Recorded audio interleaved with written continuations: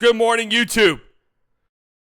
It is Tuesday, February 27th, 9:26 a.m. Central Standard Time, and we're here. It is slightly early. If you're watching this on YouTube, you can check this out live on playback.tv/slightlybiased. If you're watching this on playback.tv/slightlybiased, you can check these out live on the YouTube Clips channel. You know the drill. Okay, we're locked in this morning. We got a lot to talk about. We got a lot to go over. I'm already off to a somber start. I can lie to you. It's time to send my basketball upstate. It's got a leak somewhere. I don't know if it's the valve, but it's just too leaky. I got to fill it up with air every time. Like, let's just check it out. It makes me a little bit sad, I'm not gonna lie to you, because I have had some great memories with this basketball. Like, last night I was legitimately sad. 2.1 is what it's at right now. So, got to retire it. I don't know what the problem is, but time to move on. Already got the replacement here. You know, it's just not the same. You got a new ball. It takes so fucking long to get going. Like, already off to a sad start. It honestly made me sad. Like last night, I was sad thinking about it. I thought about the airless ball. I thought about it. You know, what's a cool $2,500? I thought about it. But Nerf balls never go flat. Oh. I mean, I'm not going to lie. The evolution, it feels good. The best basketball I ever felt was a FIBA ball. I played a pickup game once with this like European guy who had like a official FIBA ball. And it felt great. Ever used the Rock? I have seen somebody with the Rock before, actually. But the FIBA balls are pretty elite. Then you have the T1000 balls. Those were the ones we always use in school. Those were good, too, I guess. Apparently, those are the best outdoor balls, even though they're indoor balls. The Amazon Basic ball. I'm not gonna lie, I thought about buying that once because I needed just a ball I could use outside because I was going to hoop outside one day. And I just needed one. It was like the only basketball that was available that was like that could get there in time. And I thought about it.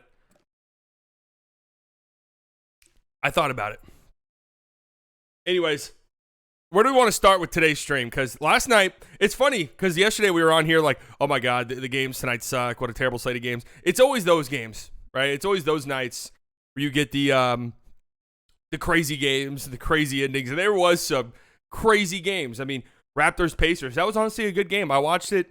Scotty Barnes was going off. Grady Dick's been good lately. We'll talk about that in a bit. And we'll also talk about why I just think, and why I've always said strength of schedule, looking at that is just a dog shit way to look at things.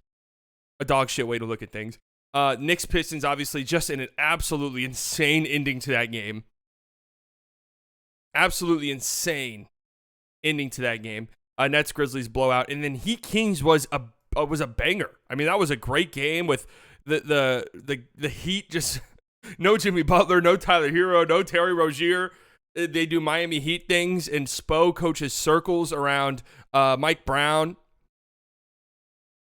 And it looks like the Kings are going to blow out, or the Heat are going to blow out the Kings, and the Kings make a crazy comeback, and it's a 4-point game, and the place is going fucking crazy. And then the Heat with Jaime Jaquez, they call him the Mexican Jimmy Butler. I mean, some of the baskets he had at the end of the game was just crazy.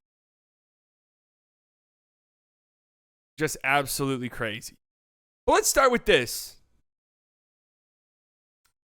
Let me start here. Luka stands. And I'm not talking about the cool ones. I'm not talking about the ones who hang out in here and, you know, are cool and I'm cool with and we have a great rapport. Here you go, guys. In case you're wondering. Pussy in bio. All right. Thank you. No. I'm talking about the absolute insane ones. The absolute insane ones on Twitter. If this gets to you, please, I ask you one thing. Get your head out of your ass. Man the fuck up. You're embarrassing yourself. You're embarrassing yourself. And I'm being dead serious. Wake up, pussies. What are you going to do? You going to cry on Twitter every fucking day? That is what you do. You're going to cry on Twitter every day. Grow up. Guess what? Your Kings winning MVP this year. How many times do I have to tell you it? Man the fuck up. Get it together. You're embarrassing yourself. You just are. Cry on Twitter every day. Oh my God. They're not talking about Luka enough. Grow up. They said that Luka can't post up. Who gives a shit? No one gives a shit. Shannon Sharp said that Luka can't post up. Oh my fucking God. Are you gonna cry? Shit's embarrassing.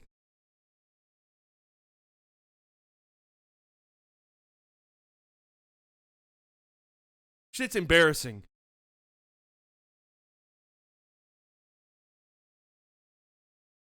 I got to go on Twitter. I'm getting fucking screamed at by these absolute bad shit insane Luka stands. And you'll never guess why. You'll never guess why. You'll never guess why. You know, they got mad because I said, I wish Luka tried more at the All-Star game. Okay, whatever. You know, I don't care. I knew that Luka fans would get mad at that one. You'll never guess why Luka fans were mad at me this time. You'll never guess. Genuinely. If you didn't know already, you'd never guess why. Because some of the responses to this, I had to go back and look. I was like, did I say something wild? Like, you know, I had a couple beers a few nights ago. Was I out of pocket a little bit? No. Here are just some of the responses. He's one of the Luka fans who have to fake they like Luka. Oh, one of the Mavs fans who have to fake they like Luka. I guess I fake liking Luka.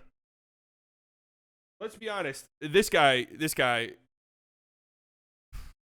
Let's be honest. He doesn't like Luka Doncic because people like him have never had the ability to compete physically in any sports-based competition. Trust me, buddy. If you saw me at the LA Fitness, you'd run for the fucking hills. I'd put you under the basket. Also, hey, run some numbers. Check my high school baseball stats, buddy. Just saying. He actually hates Luka. He deleted him, but I remember the All-Star plus pass the ball plus complain less tweets. So this is just lying, right? This one's not even just a criticism. This is just lying.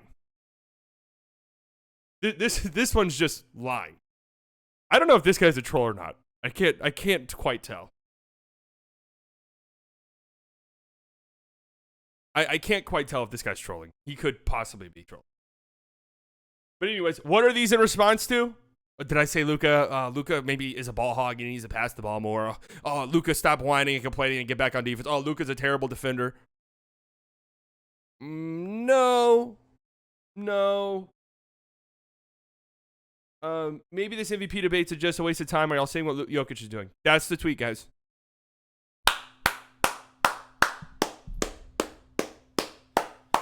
Round of applause, Luke. You guys have outdone yourselves. You guys have outdone yourselves. You guys have outdone yourselves. I gotta say. I really do have to say it. Congrats, guys. Yeah. Yeah. This was said like tongue-in-cheek, by the way. This wasn't like a, hey, guys, stop talking about it. Jokic is winning MVP. This was like a tongue-in-cheek, oh, maybe this is just a stupid-ass debate because Jokic is just going to win it anyways. This was after his third consecutive, what was it? 2015-15 game? Which is insane. I mean, sorry. Jokic having 3 consecutive 2015-15 games is nuts. We talked about it yesterday. So, reel it in, guys. Seriously. I'm here. I'm pushing Luka MVP stuff. All right? What more do you want from me? I can't believe this is even happening. Like, why do you guys even fucking care? Like, there's people in response to those tweets saying, I really need to be pushing more Luka Doncic propaganda. What more do you want me to do? Like, genuinely. What more can I do? I have gone on people's shows and talked about it. I went on Bleacher Report and talked about it. What do you want me to do? I'll go to ESPN. Stephen A. Smith. Invite me on.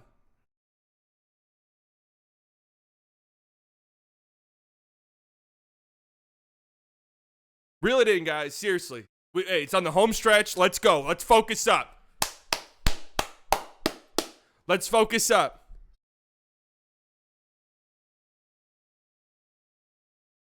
Let's focus up. Let's stop crying on Twitter and let's focus. You don't need to cry. That's the good thing, right? You don't need to cry. This isn't the Jason Tatum MVP push where we're using the power of friendship. The power of friendship compels you. Right? No, guys, he could score 30, but he just doesn't want to. No, guys, he wanted Jaylen Brown to get All-Star MVP. So it's all good. No. This is real life. All right? He's good enough. You don't need to fucking cry in my mentions every other day. You just don't need to do it. You don't need to cry because Skip, what's even his fucking name? Shannon Sharp. Jesus. You don't need to cry because Shannon Sharp said something on First Take. Just watch the games.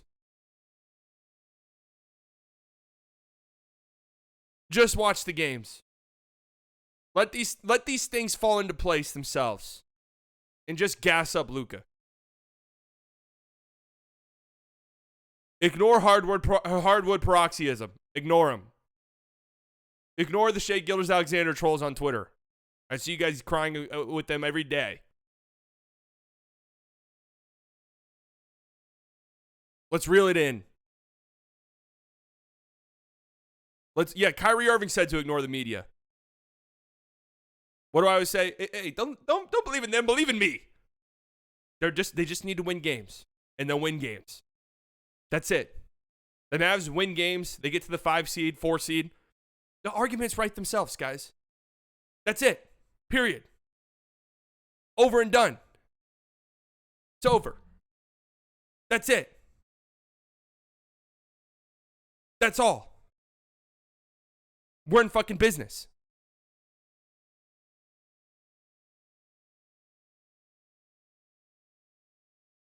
That's all. You guys say, Luka's this, Luka's that. Guess what? Luka is that. Luka's all of that. Luka is all of that. Luka's the best player in the fucking world currently.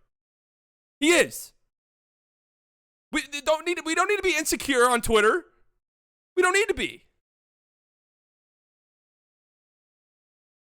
I just have to defend myself when people call me a Luka hater because it's fucking insane. It's insane. And I have to defend myself. You know, whatever. If people say they don't like my content, whatever, that's fine. I genuinely don't care about that. Like, I genuinely, like, that's whatever. Luka hater, I draw the line there. Get serious. Get serious. You're fighting the wrong battle. Okay?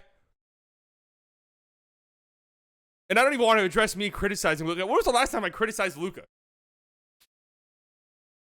Because I said I wish he tried at the All-Star game. Okay, and I still stand by that. I don't give a shit. I wish Luka tried a little bit harder at the All-Star game. I don't know why Luka blocked me. I really don't. Luka blocks a lot of people, though. I will say. I do know for a fact Luka blocks a lot of people.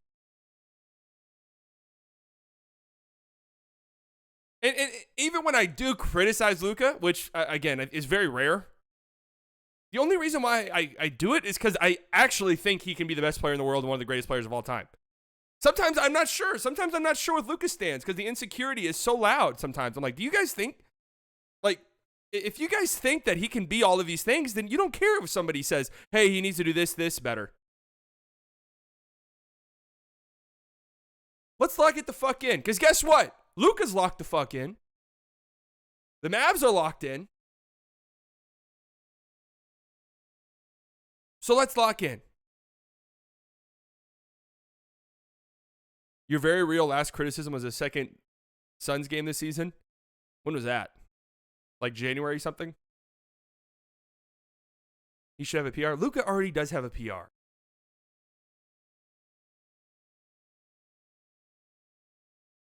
So let's lock it in.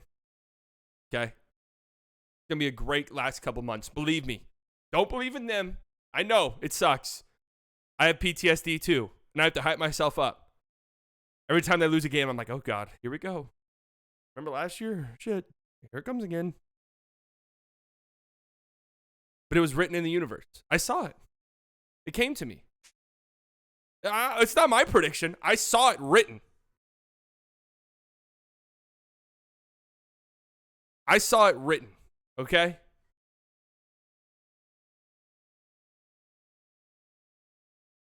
Hey, and listen. Don't listen to them. Don't listen to them. Listen to Mark Followell. Don't believe in them. Believe in Mark Followell. Believe in me. Let's talk about the games last night. What do we want to start with? I guess we have to start with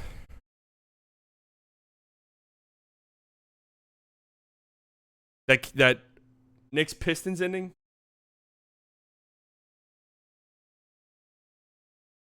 Mavs fans have the most negative view of their own team. Everyone else is, Mavs are a dark horse contender. I mean, all fan bases are like that. And I do agree, because sometimes I find myself thinking like, oh my God, is there a fan base more negative and more just like up and down than the Mavs fans? But then we have to remember that, we follow, like most of the people we follow on Twitter are Mavs fans and stuff. So it's what we see. It's what we see, And also, too, it wasn't always like this. It wasn't always like this. Last year was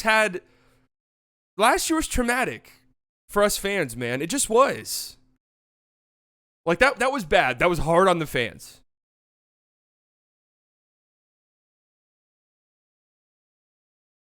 And we're still kind of just collectively reeling from it. Because we want to believe, but then every time there's a loss or something or a little slip up, it's like, oh shit, here we go. But I do believe this year. Again, it was written. It's not even me predicting it. It was written. I saw it. I'm prophesizing it, right? I'm manifesting it. I believe in that stuff. I'm a spiritual guy.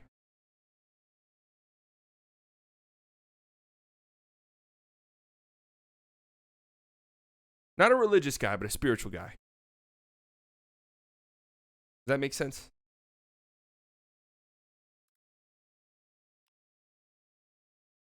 All right, it's Knicks Pistons inning. I gotta say, the Pistons have been playing much more competitive basketball lately. Really, ever since they cut the dead weight. I do kind of find it funny. The Boyan trade, that was like this huge, the Burks Boyan trade was this huge heist. And I said at the time, I didn't like it for the Pistons because I thought that they could get better earlier if they just traded Boyan a year earlier. But I said, Quentin Grimes isn't bad, so it's not like it's a terrible return. Quentin Grimes had a great game a couple nights ago. Or last night. Cade Cunningham was electric in the first half. He had, 20 points on perfect shooting? The Pistons have played some pretty good basketball lately and have had 2 heartbreaking losses in a row. Of course, that loss on Saturday night against the Magic, where I think they said that Paolo didn't travel. Man, that's a travel. I'm sorry. That's a travel. I'm sorry. It was a crazy tough shot though for Paolo. I'm not trying to take anything away from him. I love the guy. An incredible shot. But I'd be upset if I were a Pistons fan. And then this, man. This shit is nuts. This play right here is absolutely crazy, man. I mean, what? I'm trying to find the right angle for it. Because the broadcast angle really doesn't do it justice. I mean, it does. There's a difference between letting him play at the end of games, which I do like. I don't like them calling touch fouls at the end of games. It's, it becomes kind of weird when it's like, well, you've called this all game and now all of a sudden you're just not going to call it. But I'll just use my own tweet, I guess. This right here is, bro, that is straight up a hit stick, man. That is a hit stick. That is a full-fledged form tackle, man. I mean, and the refs admitted directly after the game that it was a foul. So I wondered that, like, what happened to that Knicks Rockets protest? Is that still pending?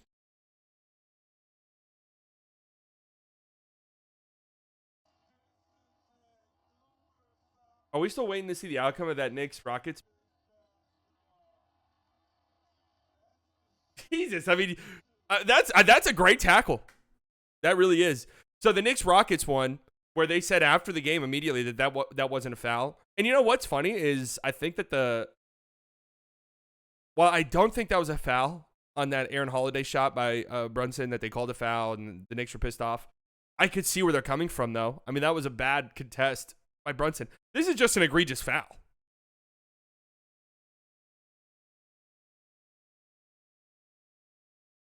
Like, this is just an egregious foul. I mean, absolutely insane. New rule to allow tackle football rules in the inside 2 minutes. That would be interesting. Like, you have every team has an enforcer who can't do shit. Hey, Ish Wainwright would be the best clutch player in the league. Ish Wainwright would be the best clutch player in basketball if that were a thing. Thompson flop. Monty hasn't deserved the right to complain. I will say, to be fair, most Knicks fans I've seen on the timeline are like, yeah, we got a little lucky. Even Dante DiVincenzo after the game was like, yeah, we kind of break. Although I will say, like, them asking the Knicks players after the game what they feel like, what are they expecting them to say? Like, yeah, hey, we're actually talking to the league right now. We're trying to forfeit the game. What's that one sportsmanship ad from back in the day? You remember that? Coach, I touched the ball last. Runs up to the ref. Hey, it was out on me, ref. Sportsmanship. Pass it on. Yeah, the Pistons did poo-poo themselves a little bit there at the end, too. It wasn't like it was just they got absolutely robbed. Like, there was a little poo-pooing of the pans. Great offensive rebound. Kind of a wild shot by Brunson. Great hustle. Good offensive rebound. A good tip out. Fontecchio kind of shits himself there, but a nice defensive play by Josh Hart. Good defense by Cade, and then just a great jumping of the passing lane by Asar. And, I mean, they got fucked. There's no two ways around it, really. And then a tough finish by Josh Hart. And then, I mean, it's not like that put the Knicks up by 1. Josh Hart made the first free throw. So up 2. Pistons still had 2 timeouts. He missed his second free throw. Knicks got an offensive rebound. So the Pistons could have been down 2 with maybe like a second and a half left,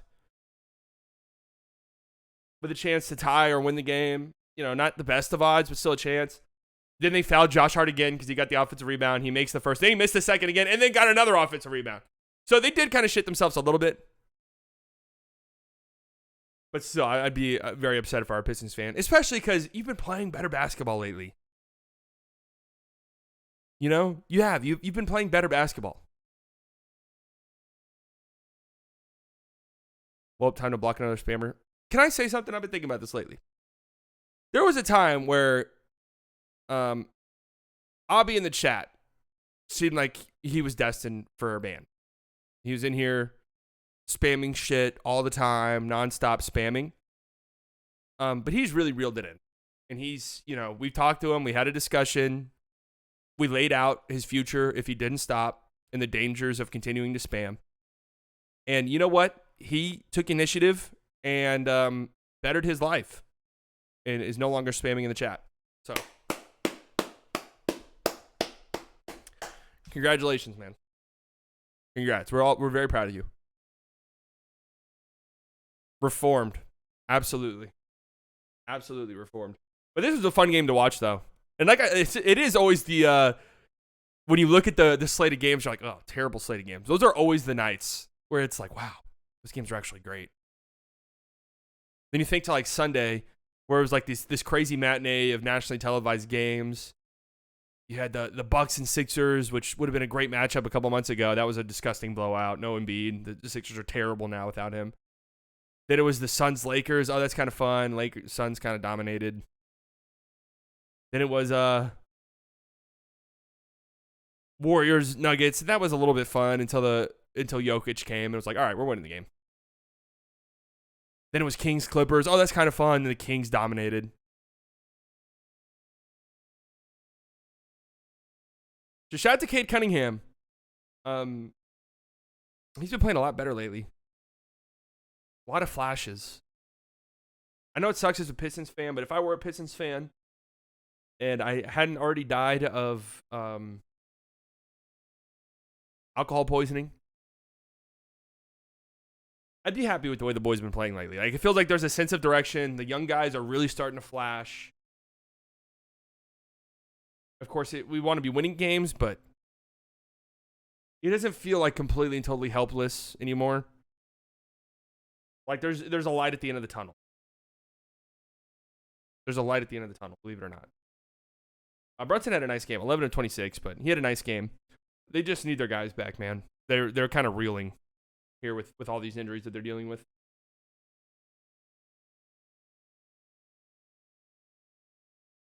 Are you behind the Luka for MVP narrative? Of course I am. I'm a Mavericks fan and a Luka fan. I want him to win the MVP. Am I going to cry if he doesn't win it? No.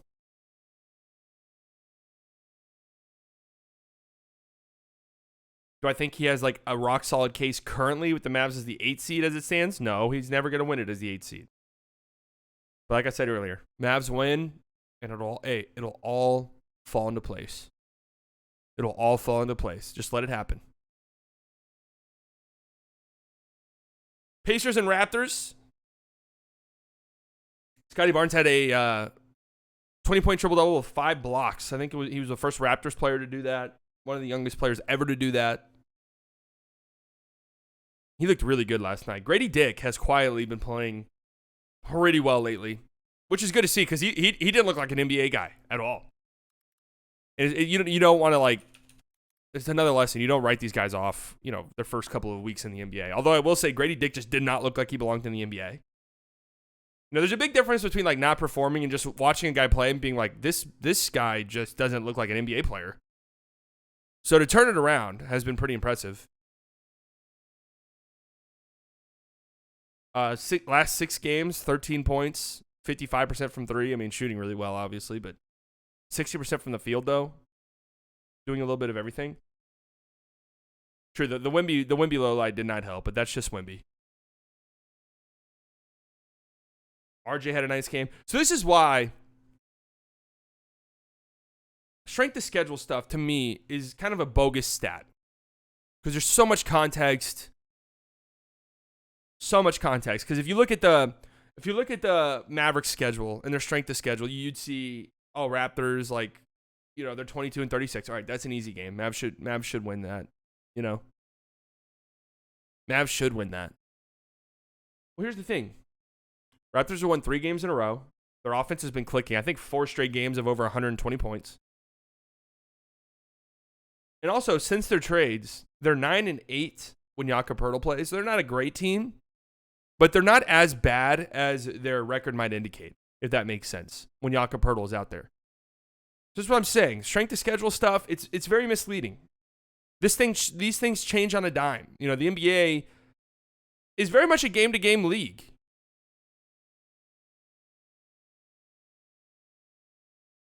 The strength of schedule take into account back-to-backs or just win-loss percentage? That's a good question. I honestly just want to say strength of schedule. At least the Tankathon one that everyone always uses.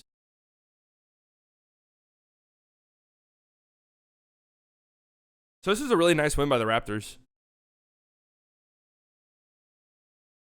Scotty looked great. He's so explosive, man. He's such a good athlete. Crazy. Scotty Barnes is going to be a really good player. I know he's funny. I know he's kind of like an easy target to make fun of and stuff. But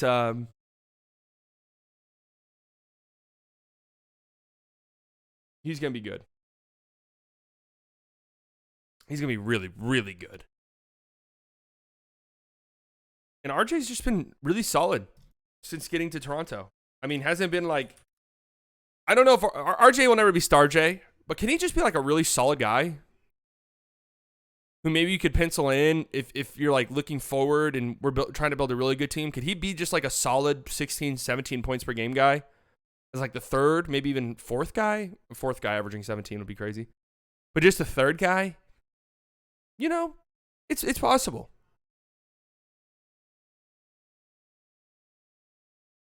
Toronto is great for guys to develop in almost no real expectations, but still a competitive environment. Yeah, I mean, this could be the best thing to happen to RJ just because, it's not like he was god-awful in New York, but there's not that huge burden of expectations on him. One, playing in New York, but also, he was the 3rd overall pick in a draft where Ja and Zion went before him. It's There's some expectations there. So a nice win for the Raptors, who, again, they've been playing better lately. So you see them on the schedule and think, oh, okay, Raptors 22-36. Like, that should be a nice get-right game for us.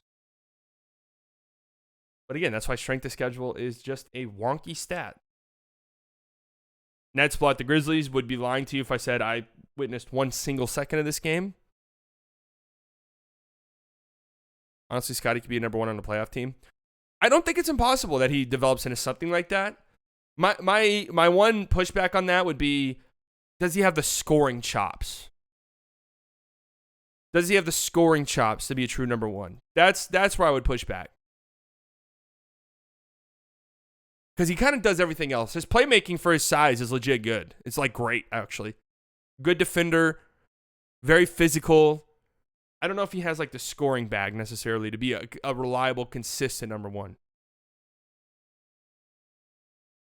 That's just me personally. Because you gotta a number one on a playoff team. Okay, that's actually different. I thought for some reason I was thinking championship team. Yeah, I could see that. Championship team, you got to be a guy who could go into your bag and drop 40 at any given moment if needed.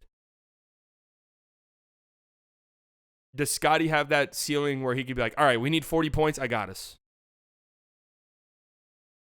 I'm not sure. Great player, though. Great player. And the Heat, man. Wow. I think it's really hard to make that determination until we see a guy in that moment. And that's true, too. And you know, Scotty Barnes, as a rookie, was playing like the best player on a playoff team. I mean, you could probably say that it was Siakam, but that year he was pretty fucking good, his rookie year, and they made the playoffs. And before he got hurt, the moment didn't necessarily look too big.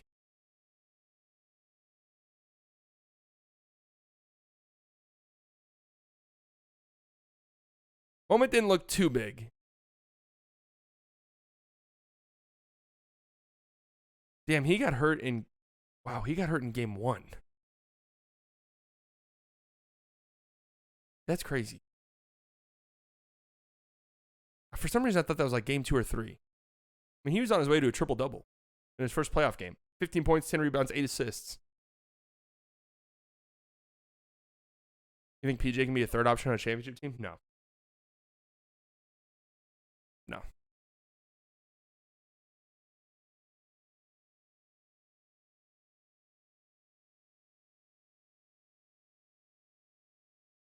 And here's also what I'm talking about. The Kings' recent play is also an example of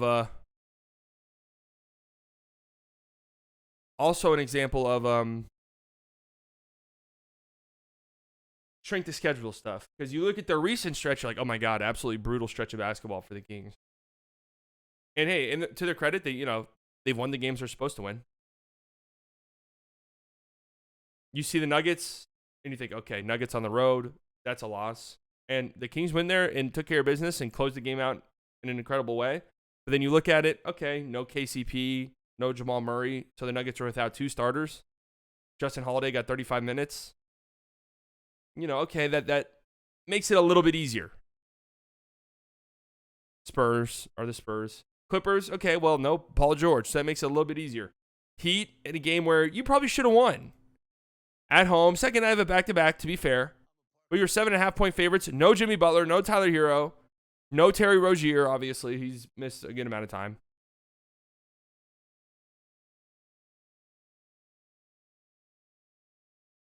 And this isn't me like shitting on the Kings. I'm just using it as an example to say strength of schedule doesn't always necessarily mean much. The Mavericks had a stretch like this. We talked about it yesterday. Where they played, you looked at it, you saw the Sixers on the road, the Knicks on the road. Well, the Sixers were dead, the Knicks were dead. That ended up not being that difficult of a road trip. PJ as the fourth option is completely fine, yeah. But the Heat, dude, the Spoelstra's just... If you threw, like Bill Simmons as a trade value list for the players, if you threw coaches into the mix, where would Spoelstra be? Honestly. Then who's the third option for this Mavs team? When the Mavs want to like be considered a real inner circle championship contender and not like a fringe contender like they are right now, where it's like, well, Luka and Kyrie, they get hot, they can beat anybody, but like a legit, yeah, this team can go all the way. The third option's just not on the team yet. First pick, I don't know if he'd be the first pick. Like it's still a players' league. I'd probably put him in the 20s. I'd probably put him in the 20s. You still need superstars on your team first and foremost, but once you get past like that star tier, it probably is more valuable to have Spoelstra than like a all-star player. It's just insane. I mean, look at this group. Look at this group who won this game on the road against the Kings. Duncan Robinson had 11 assists. Duncan Robinson really...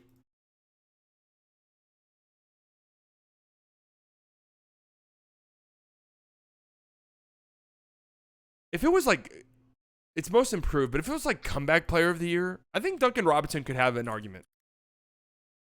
Yeah, he did shoot like shit from the field.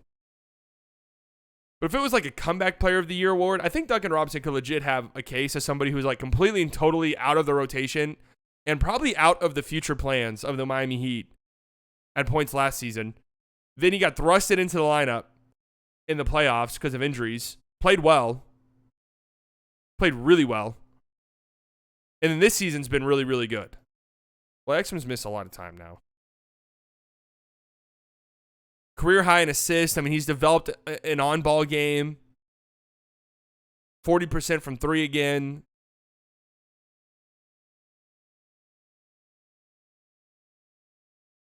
It's pretty incredible. And then Bam Adebayo, some of the shots he was hitting in this game, clutch. Jaime Jaquez had some baskets in this one where you're just like, Jesus. I mean, his footwork is crazy. He is a bucket. He is a bucket, man. He's a joy to watch.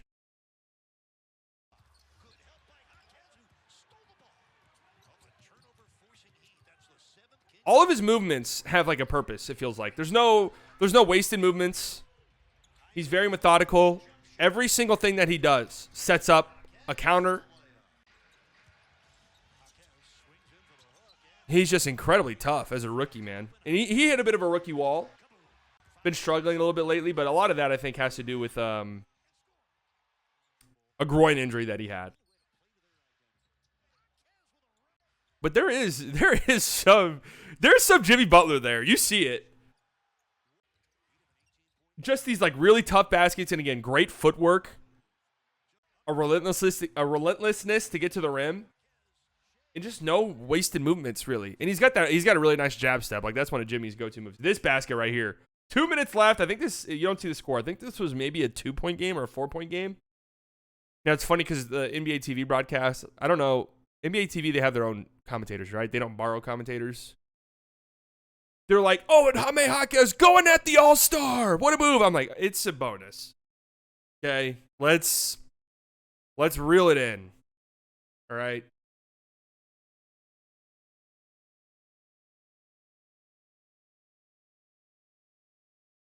Let's reel it in.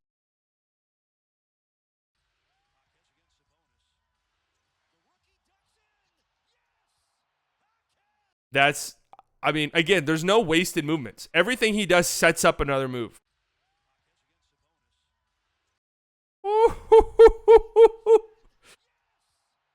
That's tough. That's tough. That's one of those, you're midair if you're Sabonis, like, oh, fuck.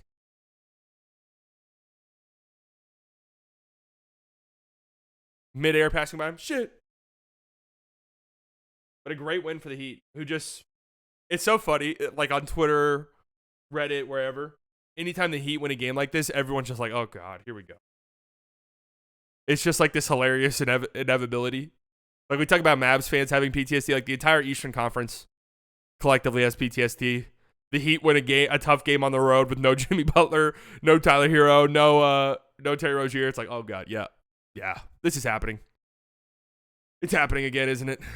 Jaime Jaquez is going to have a playoff game against the Celtics where he has 38 points. And he's going to hit a disgusting turnaround fadeaway at the elbow over Jason Tatum to close a game. Bam's going to have a triple-double in game 2. Terry Rozier's going to be 7 of 13 from 3. Duncan Robinson's going to be 8 of 11 from 3. And then Jimmy Butler's going to have 53 points in a closeout game. That's where we're headed, isn't it? Is that where we're headed again? And of course, you're going to have like one game. The Heat are good, no matter where they're at.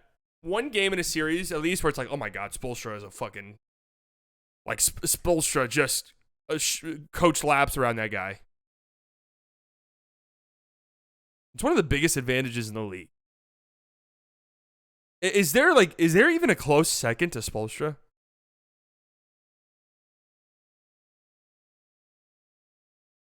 Malone's great, yeah.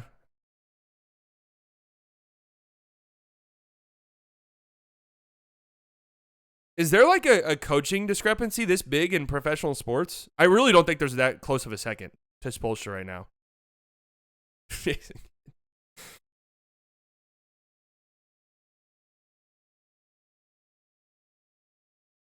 Mike Brown's good.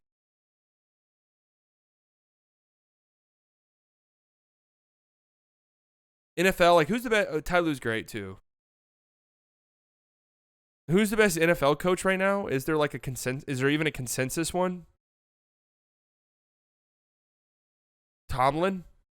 Oh, Andy Reid. Yeah, Andy Reid.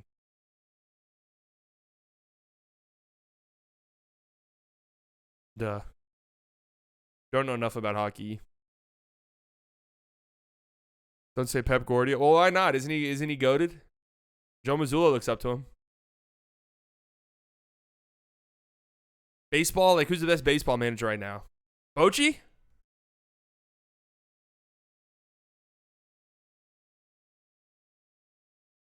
The difference between Reid and Shanahan isn't huge, though.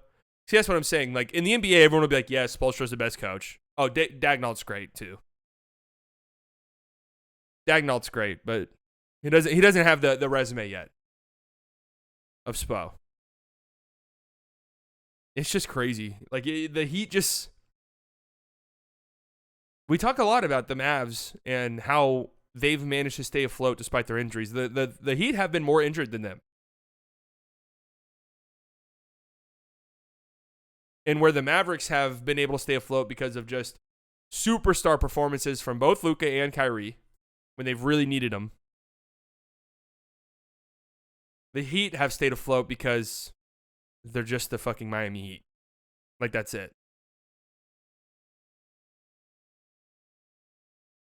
It's incredible. It really is. Heat culture. Heat culture is a real thing. We laughed and made fun of it. And the joke's on us. Well, not really us. The joke's on the Eastern Conference.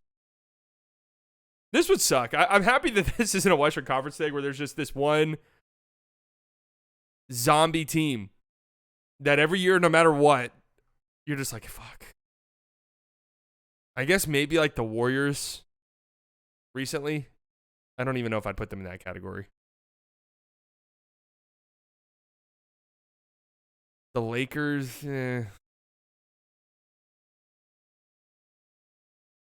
The Lakers are funny to me because everyone talks about the Lakers and it's like, oh, the Lakers get hot.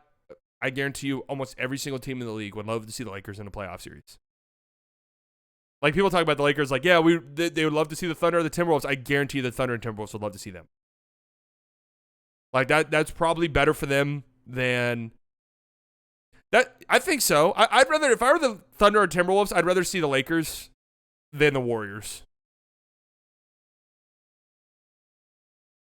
Pretty comfortably. I'd rather see the Lakers than the Mavs. I'd rather see the Lakers than the Suns. I would rather see the Lakers than the Pelicans.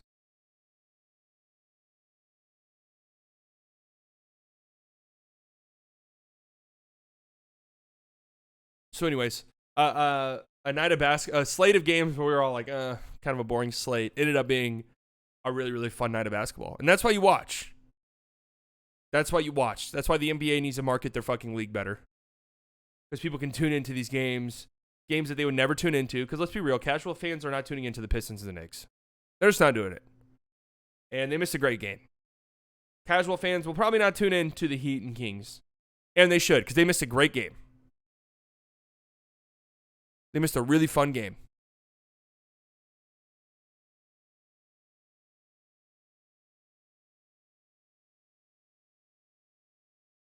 All right, let's see tonight's slate of games.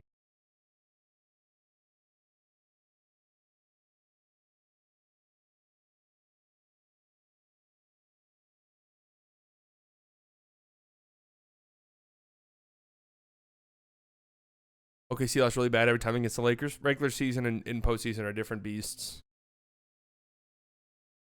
Mavs, Cavaliers. That's a fun one. Wow, Cleveland 4.5-point favorites. Jesus.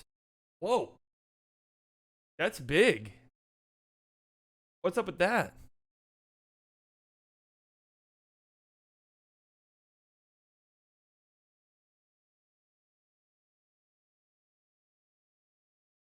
That's big.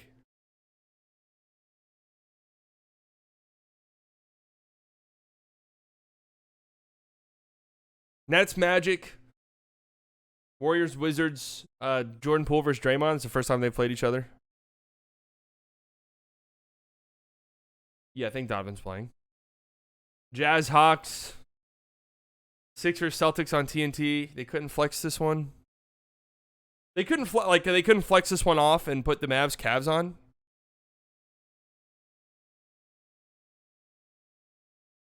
Like Mavs, Cavs will be more interesting than 76ers, Celtics. Pelicans, Knicks is pretty fun. Knicks on the second night of a back-to-back, but always just got to circle San Antonio games. Just monitor the box score, and if it looks like Wemby's on some shit, then you can tune in. Hornets, Bucks, one of the hottest teams in the league. Two of the hottest teams in the league. Charlotte Hornets and Milwaukee Bucks. Rockets, Thunder, and Heat, Blazers. Yeah, not a lot of great games.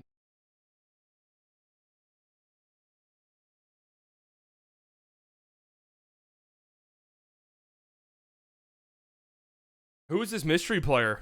Is this what it is? Is this why this line is 4.5? Which is a lot, in my opinion. I guess 4.5 in the NBA is not that crazy. Like if a game ended in a 5-point, like if the Mavs lost by 5, like that's a close game. Like that's maybe a 3-point game down the stretch. Mavs miss a 3 to tie the game and then foul.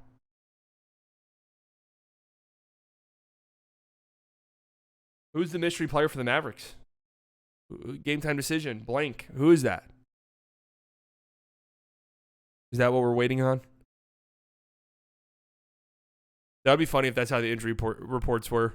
We have 2 players out, but you don't say who it is until the start of the game. We've got 2 players out tonight, and everyone's like, fuck, who is it? Who are the 2 players? Then the game gets here, and it's like, Omax Prospers in the G League, and AJ Lawson will be out tonight. And it's like, oh.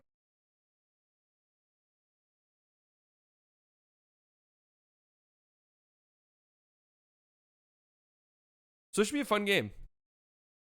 2 of the hotter teams in the league going at one another. Cavs kind of, scuffling a tiny bit out of the All-Star break. Nothing too crazy. 2-3 in their last 5. Mavs, of course, 7-1 in their last 8. But if you just looked at Twitter a couple days ago, you'd have thought that they were 1-7 in their last 8. Yeah, bad loss to the Sixers. And they were in a dogfight with the Wizards for a lot of that game.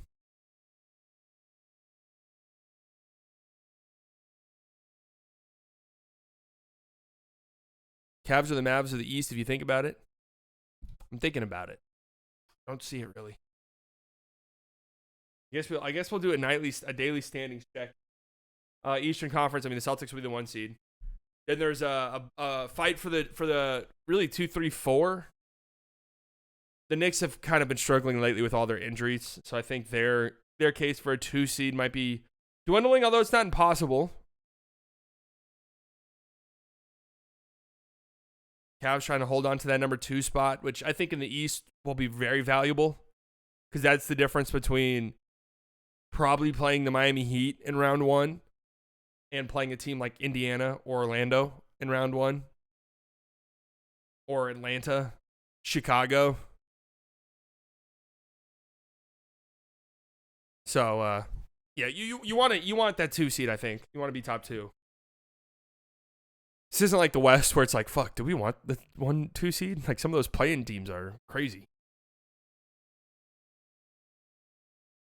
And the Sixers, they're just monitor them. I mean, I'd be shocked if they weren't in the play-in tournament by the time Embiid's back, if he does come back. But it feels like we have the top 10 in every league, in each league. And then over in the West, of course, you have this 2-way tie for first with the Nuggets a game and a half back, the Clippers 2.5 back. And then just this grouping of teams right here, man. Just every time it feels like one team is ready. One team is ready. Like, kind of felt like the Suns. All right, here come the Suns, right? They're figuring it out. Well, lose to the Mavs and lose to the Rockets. Post All-Star break. Okay. They're still the 5 seed somehow. Pelicans. All right, look out. The Pelicans are dangerous. They've been hot lately. Lost to the Rockets and lost to the Bulls in back-to-back games. Okay, here come the Kings. The Kings low-key been playing better lately. Really great win against the Clippers. Lose to the zombie Heat. Mavericks, all right, 7 wins in a row. They figured it out. Get blown out to the Pacers.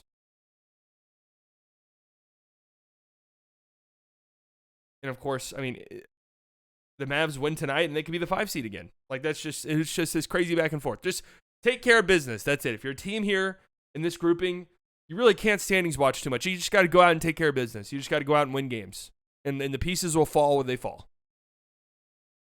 I want to say it does kind of feel like the Lakers and Warriors are here in the 9-10. Like, that's just kind of what it feels like. And, of course, like, this is... If this weren't the top 10, I mean, something crazy would have to happen, I think. Something crazy would have to happen for one of these teams on the outside to sneak in. It'll be a bloodbath, and we'll check in every single day because there was going to be movement every single night. Movement every single night. Should be entertaining. Should be a blast.